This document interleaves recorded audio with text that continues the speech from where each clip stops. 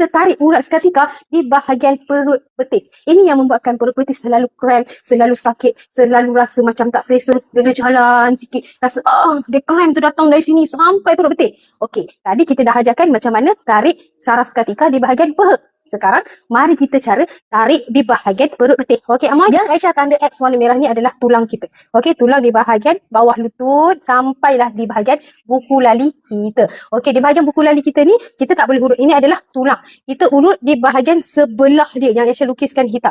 Cara dia macam mana? Kalau kita pakai minyak, kita tarik ke atas. Kita tarik ke atas. Kita tarik ke atas. Siapa yang nak rasa urutan? Siapa yang selalu cramp bahagian perut betis? Rasa kejang-kejang di bahagian perut betis? Boleh urut di bahagian sini untuk melegakan rasa sakit cramp tu. Okey, urut, tarik ke atas. Urut, tarik ke atas. Urut, tarik ke atas. Okey, hari ni Aisyah nak tunjukkan teknik urutan ataupun tarikan yang ada masalah seketika. Okey, siapa yang seketika dia dah sampai tahap ke sini, dia rasa sakit. Jadi kita picit ni ada satu urat yang bunyi meletup-letup. Ini dia. Dah nampak? Okey, cara dia macam mana? Cari dulu tulang, terdapat tulang di bawah tulang dia. Okey, di sini ada satu urat yang kecil sahaja ataupun urat sakit seketika. Okey, kita cara dia macam mana nak tarik, cari and then tolak ke atas.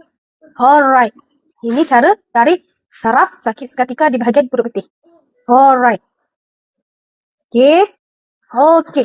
Sampai ke atas. Dia betul-betul bawah daripada ni. And then kita panggil dia point sakit seketika. Alright, kita cari. Dapat tarik. Okey, kita dapat lagi tarik. Oh, ni dia punya urat seketika dalam. Ya, tarik. Okey, tak perlu kita buat kuat-kuat. Dia dah sangat-sangat sakit. Okey, apabila kita urut ataupun kita tarik urat ni, automatik dia rasa short current sampailah di bahagian hujung jari.